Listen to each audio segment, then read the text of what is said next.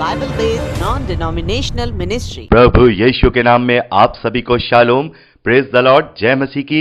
एक बार फिर से आप सभी का बहुत बहुत स्वागत है। मैं हूं प्रभु यीशु मसीह में आपका भाई जेम्स। आशा करता हूं कि आप सब खुश होंगे, आनंद से होंगे, सुरक्षित होंगे और परमेश्वर के वचन में बढ़ रहे होंगे। मेरे प्यारे भाई बहनों, आज का विषय है परमेश्वर का न्याय कैसे होगा और ये न्याय किसका होगा। और जिन्होंने कभी सुसमाचार नहीं सुना या सुसमाचार सुने बगैर मर गए तो उनका कैसे न्याय होगा। तो मेरे प्यारे भाई बहनों, आज पवित्र शास्त्र से हम यही अध्ययन करेंगे कि परमेश्वर मनुष्यों का न्याय कैसे करेंगे।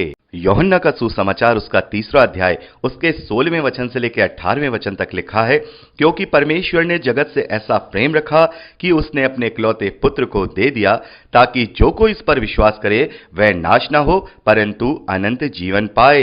परमेश्वर ने अपने पुत्र को जगत में इसलिए नहीं भेजा कि जगत पर दंड की आज्ञा दे, परंतु इसलिए कि जगत उसके द्वारा उद्धार पाए। जो कोई इस पर विश्वास करता है उस पर दंड की आज्ञा नहीं होती, परंतु जो उस पर विश्वास नहीं करता वह दोषी ठहर चुका, इसलिए कि उसने परमेश्वर के इकलौते पुत्र के नाम पर विश्वास नहीं किया। मेरे प्यारे भाई बहनों, यहां पर हम देखते हैं कि जो कोई प्रभु यीशु मसीह पर विश्वास करता है उस पर दंड की आज्ञा नहीं है, और जो कोई उसका इनकार कर देता है, जिसने विश्वास नहीं किया, वो दोषी ठहर चुका।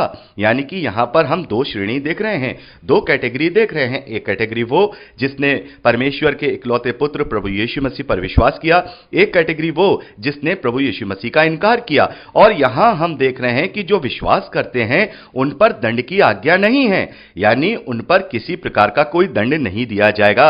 लेकिन जो इनकार कर चुके हैं वो दोषी ठहर चुके। लेकिन मेरे प्यारे भाई बहनों, प्रकाशित वाक्य उसके 20वें अध्याय और मत्ती के सुसमाचार 25वें अध्याय में हम देखते हैं कि प्रभु यीशु मसीह जगत का न्याय करेंगे। तो यहां जब इस वचन में लिखा है कि जिन्होंने विश्वास किया उन पर दंड की आज्ञा नहीं है और जिन्होंने इनकार किया वो दोषी ठहर चुके हैं, तो फिर वहां पर किस बात का न्याय होगा, जब यहां विश्वास के आधार पर ही दोषी और निर्दोष ठहराए जा रहे हैं। यानी कि जिसने विश्वास किया वो निर्दोष है, वो अनंत जीवन पाएगा, और जिसने विश्वास नहीं किया वो दोषी ठहर चुका, उसे गंधक की झील में डाला जाएगा। तो मेरे प्यारे भाई बहनों, फिर किस बात का न्याय किया जाएगा। तो इस बात को समझने के लिए हमें प्रकाशित वाक्य उसका 20वां अध्याय उसके 4थे वचन से लेके 6वें वचन तक पढ़ना होगा। यहां पर लिखा है, फिर मैंने सिंहासन देखे और उन पर लोग बैठ गए और उनको न्याय करने का अधिकार दिया गया। मैंने उन आत्माओं को भी देखा जिनके सिर यीशु की गवाही देने और परमेश्वर के वचन के कारण काटे गए थे, और जिन्होंने ना उस पशु की और ना उस मूर्ति की पूजा की थी और ना उसकी छाप अपने माथे और हाथों पर ली थी। वह जीवित होकर मसीह के साथ 1000 वर्ष तक राज्य करते रहे। यहां 5वें वचन में लिखा है, जब तक ये 1000 वर्ष पूरे ना हुए तब तक शेष मरे हुए जी ना उठे। ये तो पहला पुनरुत्थान है। तो मेरे प्यारे भाई बहनों, यहां पर हम देखते हैं कि जब प्रभु यीशु मसीह इस धरती पर अपनी महिमा के साथ आएंगे तो यहां पर लिखा है कि वो 1000 साल के लिए यहां पर राज करेंगे, और उनके साथ वो लोग जीवित होकर के राज करेंगे जिनके सर यीशु की गवाही देने और परमेश्वर के वचन के कारण काटे गए, जो वध किए गए, और वो लोग भी जो उस एंटी क्राइस्ट के समय में जिन्होंने उस पशु की छाप नहीं ली, उन्होंने अपने माथे और हाथ पर छाप नहीं ली और वो उसके द्वारा वध किए गए। तो यहां हम देखते हैं वो जीवित होकर प्रभु यीशु मसीह के साथ 1000 साल का राज करेंगे। और यहां पर लिखा है ये पहला पुनरुत्थान है, यानी कि पहला पुनरुत्थान है। आगे लिखा है कि जब तक ये 1000 वर्ष पूरे ना हुए तब तक शेष मरे हुए जीना उठे।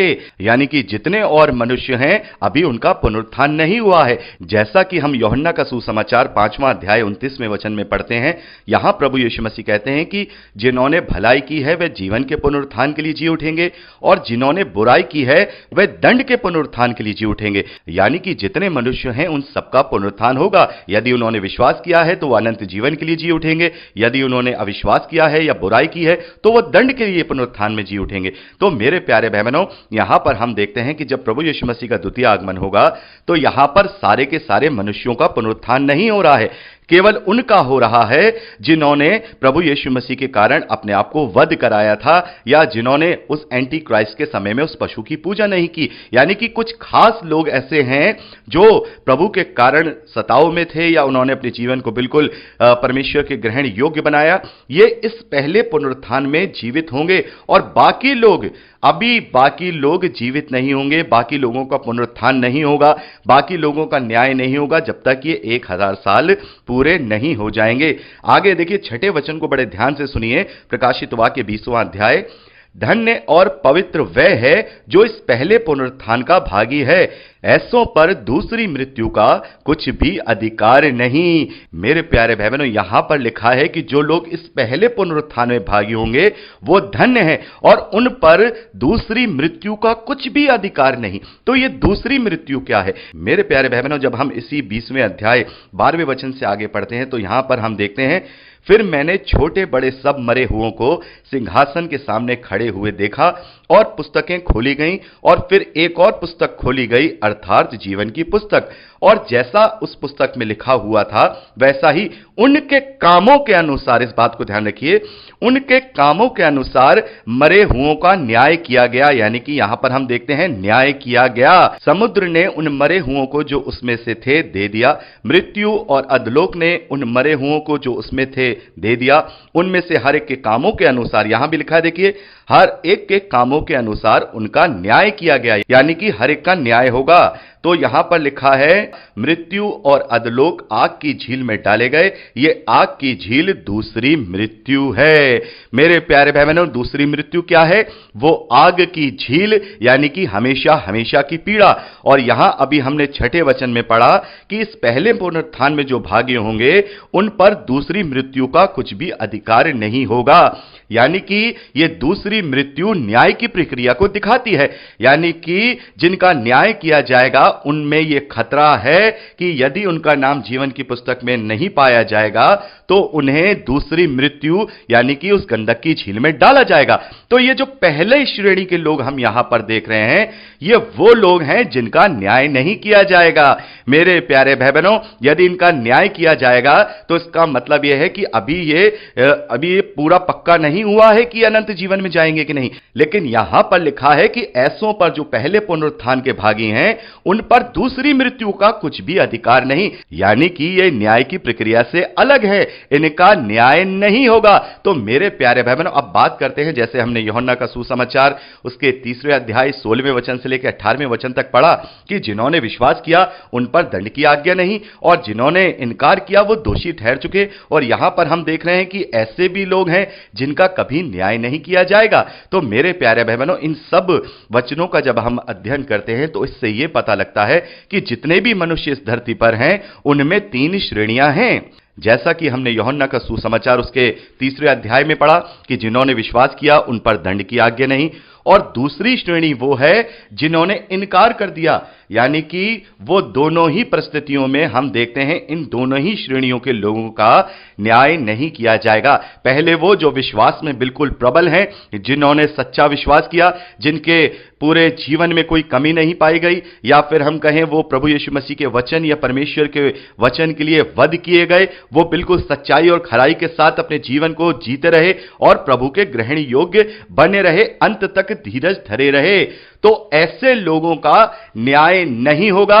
ऐसे लोग यीशु मसीह के साथ पहले पुनरुत्थान के भागी होंगे और उन पर दूसरी मृत्यु का कोई भी अधिकार नहीं होगा। यानी कि पहली श्रेणी वो है जिनका न्याय नहीं किया जाएगा उस वचन के अनुसार जो अभी हमने यूहन्ना के सुसमाचार 3 अध्याय में पढ़ा कि जो विश्वास करते हैं उन पर दंड की आज्ञा नहीं।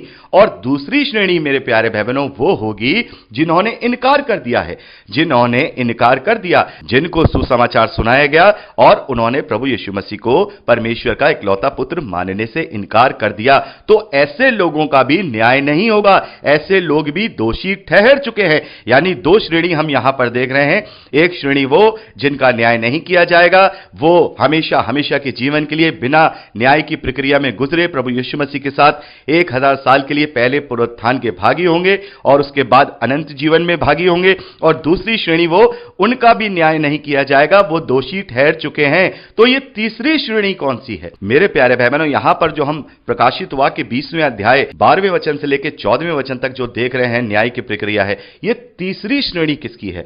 मेरे प्यारे भाई बहनों, ये तीसरी श्रेणी मसीह विश्वासियों की ही है, क्योंकि जिन्होंने इनकार कर दिया वो तो दोषी ठहर चुके हैं, फिर उनके न्याय की तो कोई जरूरत नहीं है। तो ये तीसरी श्रेणी उन मसीही विश्वासियों की है जो पूरी रीति से विश्वास में खरे नहीं रहे। मेरे प्यारे भाई बहनों, हमें समझना होगा, क्या हमारा जीवन बिल्कुल पवित्र है? क्या हमने कभी कोई गलती नहीं की? क्या हमने कोई कभी किसी भी तरीके का कोई छोटा मोटा पाप नहीं किया है तो हमारा न्याय किया जाएगा। यानी कि जितने मसीह विश्वासी हैं उनमें दो श्रेणियां हो गई। एक श्रेणी वो जो पहले पुनरुत्थान के भागी हैं, और यहां पर उन्हें धन्य कहा गया है कि धन्य है जो पहले पुनरुत्थान के भागी हैं, दूसरी मृत्यु का उन पर कोई अधिकार नहीं। लेकिन यदि हम दूसरी श्रेणी में हैं जिनका न्याय किया जाएगा, तो हमारे सर पर उस वक्त गंधक की झील की तलवार लटकी हुई है। यदि हम न्याय की प्रक्रिया में खरे नहीं उतरे, हमारा जीवन की पुस्तक में नाम नहीं पाया गया, तो फिर हम उस दूसरी मृत्यु के लिए डाल दिए जाएंगे। तो मेरे प्यारे भाई बहनों, यहां पर हमने देखा कि इस प्रकार से न्याय की प्रक्रिया होगी। जो विश्वास में प्रबल हैं उनका न्याय नहीं होगा, वो सीधे पहले पुनरुत्थान के भागी होंगे। दूसरे वो जिन्होंने इनकार कर दिया, वो भी दोषी ठहराए जा चुके हैं, उनका भी न्याय नहीं होगा। तीसरा वो मसीह विश्वासी जो अपने विश्वास में तो थे लेकिन उन्होंने अपने जीवन को जिया, उनके कामों के अनुसार, उनके भलाई के कामों के अनुसार उनका न्याय किया जाएगा कि वो कितनी खराई से अपने जीवन में उतरे थे। एक पैमाना जीवन की पुस्तक में होगा, उस पैमाने तक परमेश्वर उन्हें क्षमा करेंगे अपने अनुग्रह के द्वारा, जैसा कि प्रभु यीशु मसीह ने कहा है। लेकिन वो न्याय की प्रक्रिया भी बहुत ही अनुग्रह के साथ होगी, बड़े ही प्रेम के साथ होगी, कठोरता के साथ नहीं होगी। लेकिन फिर भी हम अपने आप को इस योग्य बनाएं कि हम पहले पुनरुत्थान के भागी हो सकें। तो मेरे प्यारे भाई बहनों, ये तीन तरीके की कैटेगरी यहां पर हम बाइबल में पाते हैं। मेरे प्यारे भाई बहनों, अब बात उन लोगों की करते हैं जिनके विषय में यह कहा जाता है कि उनका क्या होगा जिन्होंने कभी सुसमाचार नहीं सुना, जो बिना सुसमाचार सुने ही मर गए, जिन्होंने कभी यीशु का नाम तक नहीं सुना और अपने उस धर्म को ही फॉलो करते रहे जो उनके माता पिता ने उन्हें बताया था। तो उनकी क्या गलती है? लेकिन मेरे प्यारे भाई बहनों, पवित्र शास्त्र हमें कहता है, रोमियो की पत्री उसका पहला अध्याय उसके 19वें और 20वें वचन में लिखा है, इसलिए कि परमेश्वर के विषय का ज्ञान उनके मनों में प्रकट है, क्योंकि परमेश्वर ने उन पर प्रकट किया है उसके अनदेखे गुण, अर्थात उसकी सनातन सामर्थ्य और परमेश्वर तत्व जगत की सृष्टि के समय से उसके कामों के द्वारा देखने में आते हैं कि यहां तक कि वह निरुत्तर हों। तो मेरे प्यारे भाई बहनों, इसका मतलब यह है कि जितने भी मनुष्य इस धरती पर हैं उनके मनों में परमेश्वर ने अपने विषय का ज्ञान प्रकट किया है। हम जानते हैं हर मनुष्य परमेश्वर को खोजना चाहता है, हर मनुष्य परमेश्वर के विषय में जानना चाहता है, लेकिन वो उसे सच्चाई से समझना नहीं चाहता है। यहां पर जो ये सृष्टि है, यहां पर ये जितनी पूरी दुनिया में ब्रह्मांड की चीजें हैं, उन्हें देख करके परमेश्वर की गवाही मनुष्यों पर होती है कि इन सब को बनाने वाला परमेश्वर है। लेकिन आगे 22वें वचन में लिखा है, वे अपने आप को बुद्धिमान जताकर मूर्ख बन गए और अविनाशी परमेश्वर की महिमा को नाशवान मनुष्य और पक्षियों और चौपायों और रेंगने वाले जंतुओं की मूरत की समानता में बदल डाला। इस कारण परमेश्वर ने उन्हें उनके मन की अभिलाषाओं के अनुसार अशुद्धता के लिए छोड़ दिया कि वे आपस में अपने अपने शरीरों का अनादर करें, क्योंकि उन्होंने परमेश्वर की सच्चाई को बदलकर झूठ बना डाला और सृष्टि की उपासना की। यहां पर देखिए, बड़े ध्यान से सुनिए, और सृष्टि की उपासना और सेवा की, ना कि उस सृजनहार की जो सदा धन्य है। तो मेरे प्यारे भाई बहनों, जब परमेश्वर ने अपने विषय का ज्ञान प्रत्येक मनुष्य के मन में प्रकट किया है, तो फिर वो इस धरती में अपने आप को बुद्धिमान क्यों बन जाते हैं? क्या वो ये नहीं जानते हैं कि जिस सूरज की हम पूजा कर रहे हैं इसको कोई बनाने वाला होगा, इस पहाड़, इस नदी की हम पूजा कर रहे हैं इसको कोई बनाने वाला होगा? यहां पर वचन साफ तौर पे कहता है कि जो महिमा परमेश्वर को देनी चाहिए थी, वो महिमा मनुष्यों ने इन यहां पर चौपायों को, यहां की सृष्टि की चीजों को दे दी। तो क्या परमेश्वर का विरोध नहीं है?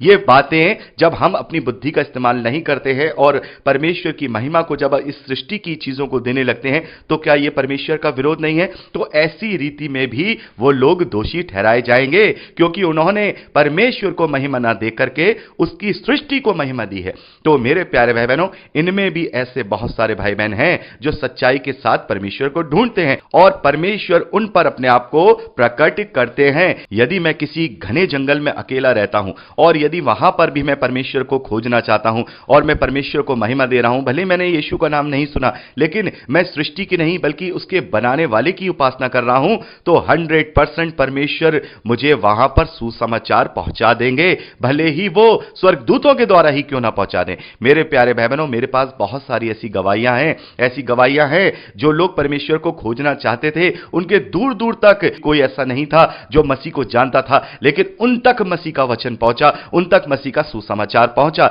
मेरे पास ऐसी बहुत सारी गवाही हैं। तो यह कहना बिल्कुल गलत होगा कि उनका क्या होगा जिन्होंने कभी सुसमाचार सुना नहीं। यदि उन्होंने परमेश्वर को ढूंढना चाहा होता, यदि उन्होंने परमेश्वर को महिमा दी होती, यदि उन्होंने परमेश्वर की महिमा को, चौपायों को और इस सृष्टि को नहीं दिया होता, तो परमेश्वर उन पर अपने सुसमाचार को प्रकट करता और कहीं ना कहीं से वो सच्चाई को जान लेते और सच्चाई को जान करके वो उद्धार पा लेते। तो ये भी उतने ही दोषी ठहराए जाएंगे जितने की इनकार करने वाले हैं। तो 3 तरीके की कैटेगरीज हम यहां पर देखते हैं। पहली, वो मसीह विश्वासी जिनका न्याय नहीं किया जाएगा, जो पहले पुनरुत्थान के भागी हैं, वो सीधे अनंत जीवन में जाएंगे। दूसरे मसीह विश्वासी वो जिनका न्याय किया जाएगा उनके कामों के अनुसार, उनके भलाई के कामों के अनुसार। और तीसरे वो लोग जिन्होंने परमेश्वर की महिमा को सृष्टि को दे दिया और जिन्होंने प्रभु यीशु मसीह के सुसमाचार को सुन करके भी उनका इनकार कर दिया, ऐसे लोग दोषी ठहर चुके हैं, इनका न्याय नहीं किया जाएगा। तो मेरे प्यारे भाई बहनों, आशा करता हूं कि आप इस विषय में अच्छे से समझने पाए होंगे। तो आज के लिए इतना ही, मिलते हैं एक नए विषय के साथ। जब तक के लिए सुरक्षित रहिए, प्रभु यीशु मसीह में बढ़ते रहिए। यीशु के सामर्थी नाम में आमीन। Praise the Lord. जय मसीह की।